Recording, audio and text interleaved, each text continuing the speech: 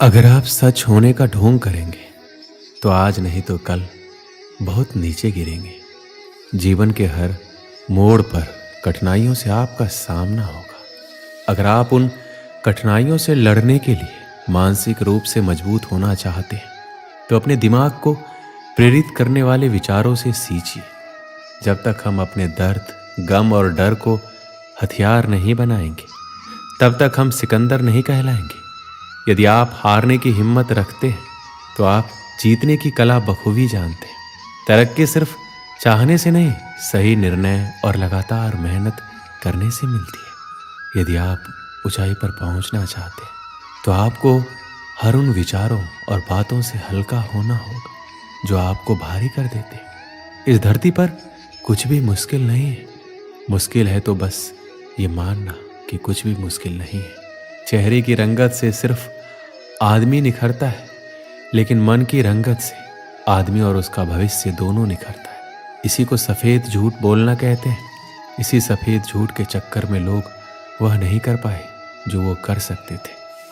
हमेशा इस बात को याद रखिएगा कि जीवन की सबसे बड़ी खुशी उस काम को करने में है जिसे आपका दिल करने के लिए इजाज़त दे, वरना उस काम को हाथ मत लगाइएगा जिसे आपका दिल करना ही ना चाहे।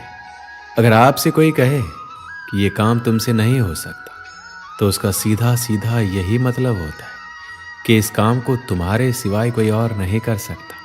अगर आप किसी के एहसान तले नहीं रहना चाहते तो आप दिल और दिमाग से इतने मजबूत बनिए कि आपको कोई भी किसी तरह मुसीबत में ना ला सके। आप डटकर खड़े रहें तब तक जब तक मुसीबत टल ना जाए। खुद पर भरोसा और आत्मविश्वास बनाए रखिए। सारी कठिनाइयां अवसर में बदल जाएगी। क्या आपने कभी इस बात पर गौर किया है कि अवसर कठिन परिस्थितियों में जन्म लेती है? अगर आप और आपके आसपास के लोग बहुत सुखी हैं तो वहाँ क्या कोई अवसर पैदा होगा? नहीं ना। तो आज से ही आप ये मान लीजिए कि हमारे और कठिनाइयों के बीच जो जंग होता है, इसी बीच कठिनाई के गर्भ से अवसर पैदा होता है। यदि आपको इस बात से कोई फर्क नहीं पड़ता कि लोग आपके बारे में क्या सोचते हैं, तो लोगों को इस बात से भी फर्क नहीं पड़ता कि आप क्या करते हैं। इससे फर्क नहीं पड़ता कि आपके चेहरे की रंगत क्या है।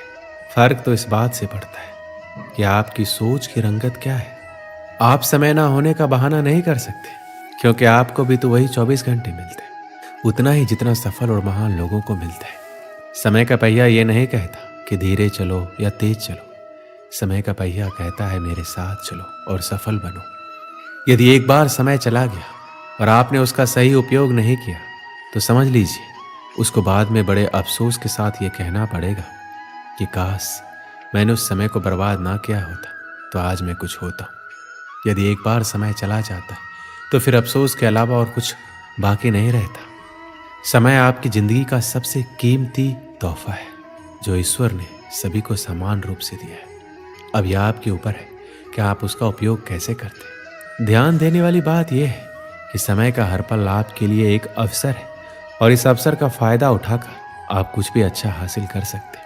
यदि आप हर पल का सही उपयोग कर पाते हैं तो आपको सफलता की ऊंचाइयों को छूने से कोई नहीं रोक सकता। यदि आप नदी की तरह बहते हुए समय का उपयोग नहीं कर पाए तो एक समय ऐसा आएगा जब आपको ना चाहकर भी कहना पड़ेगा कि काश मैं उस समय वो काम कर लिया होता, काश मैं अपने जीवन के प्रति उस समय सचेत होता।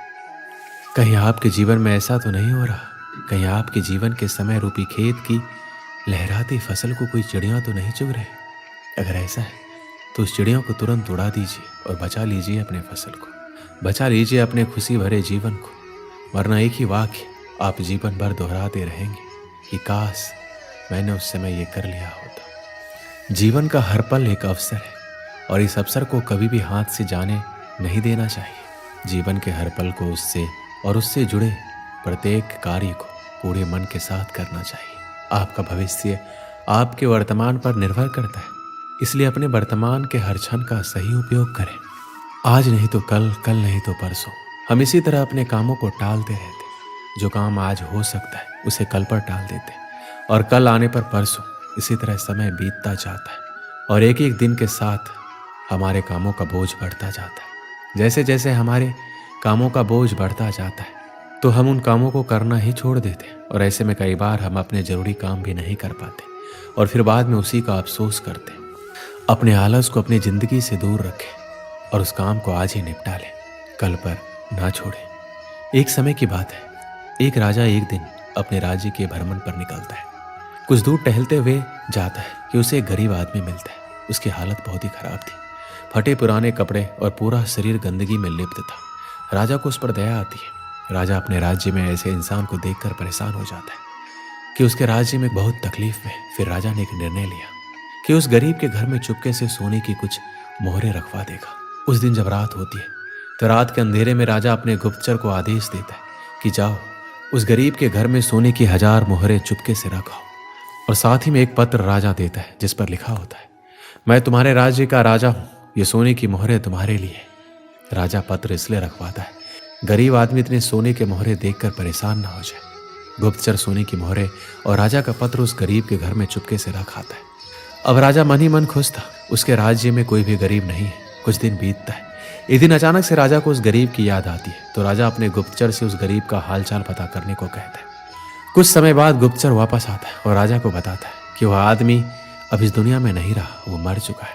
राजा को यह सुनकर बहुत बुरा लगा। राजा ने उसके मरने का कारण पूछा तो गुप्तचर ने बोला कि महाराज वह गरीब आदमी कुछ दिन पहले बहुत खुश था, सबसे मिलता था, बातें करता था, उसके अंदर काफ़ी बदलाव आ गया था। लोगों ने बताया कि वह अपने साथ एक पोटली लेकर घूमता रहता था, किसी को पोटली के बारे में कुछ नहीं बताता था, किसी को हाथ तक लगाने नहीं देता था।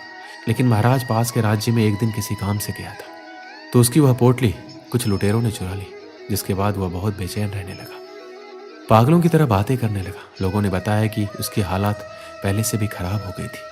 पहले तो वो लोगों के बीच में बैठता था, बातें करता था, लेकिन जब से उसकी पोटली चोरी हुई तब से वह किसी को भी अपने पास नहीं आने देता, इसलिए कोई भी चाहकर उसकी मदद नहीं कर पा रहा था। गुप्तचर पूरी बात कहते हुए राजा के सामने वह पोटली पेश करता है जिसमें 800 सोने की मोहरें होती है।